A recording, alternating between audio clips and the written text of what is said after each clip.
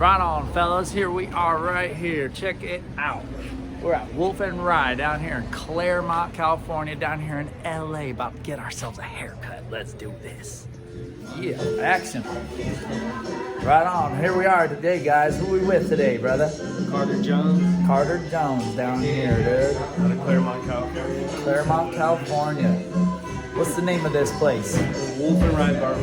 Wolf and Rye. How long has this place been here, brother? The place has been open for 2 years now, as of this October, actually. Okay, right on. Yeah, Pretty fresh. you guys do good business because you got to make an appointment here. If you guys want to get a haircut here, you got to make an appointment.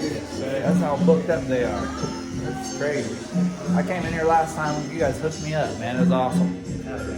How long you been cutting hair, brother? I've been cutting hair for 3 years now. 3 years. Right on, man. What made you get into cutting hair? I think I always had an interest. My mom did it, my grandpa did it, Okay. and I actually started as a project for school. So All I right. was sweeping hair in a barbershop and it turned into this. Nice, man. That's cool. That's cool.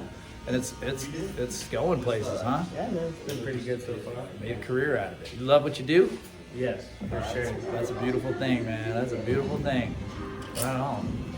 It's the fountain of youth right there, man. Yeah, you gotta love what you do, guys. If you don't love what you do, you're doing it wrong. Just go ahead and take a step and quit your job and go on unemployment for a minute, and then no, I'm just kidding. And figure something out that you like. That's important.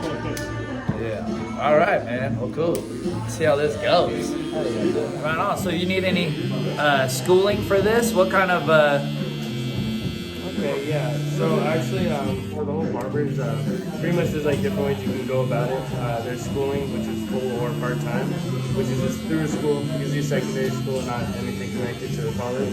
Almost like a trade school, and you do that. It's about 1,500 hours. I think maybe 1,000 now. Okay. Changed it. You also do an apprenticeship where you do your hours within a barber shop instead of inside the school. That's another way, but typically just do the schooling route. When you pass the state board exam and they're giving you a license. Sick. What's that cost?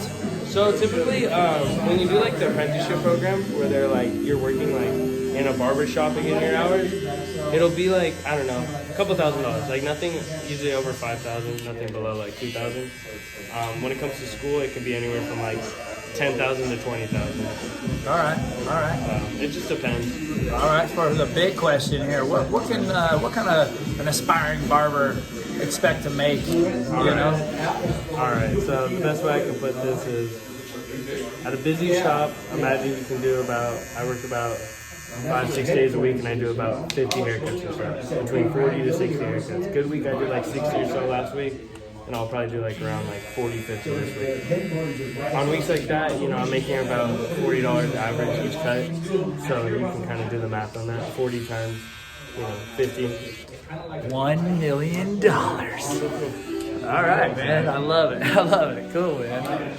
All right, well, see, man. Look at this place. Let's get a little view here.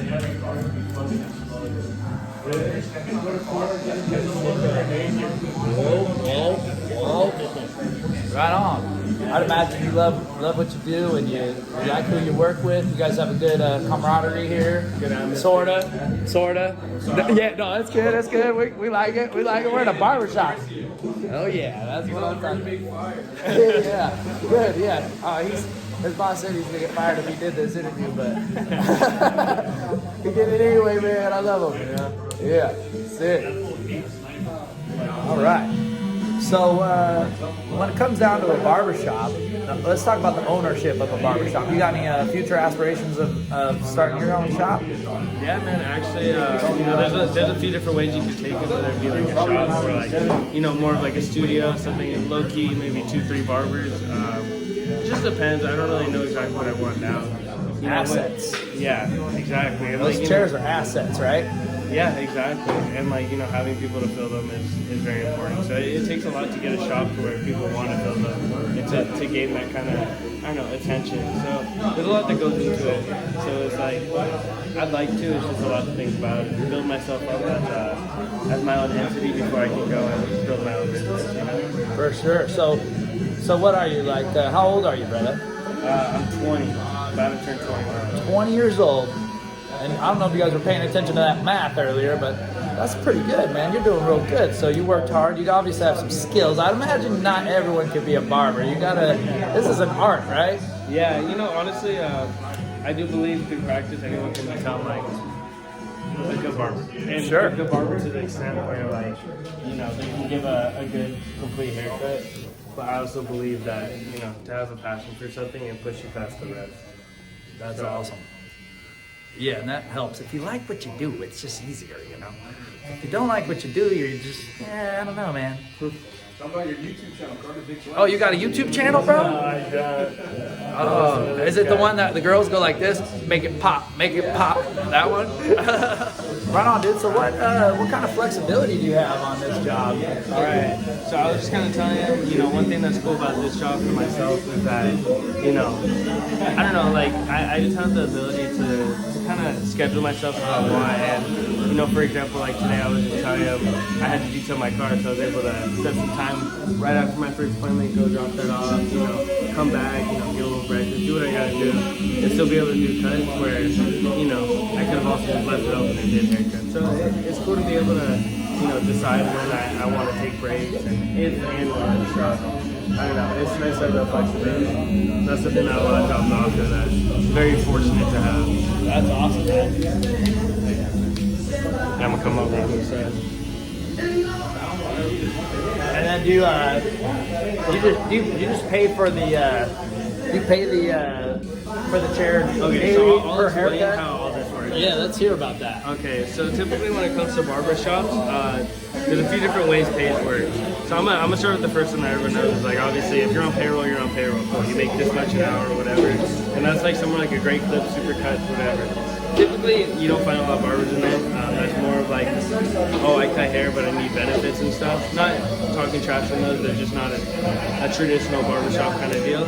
Yeah, barbershops for an example, and salons as well, and even tattoo shops, they work kind of like this. There's booth rent and then there's commission.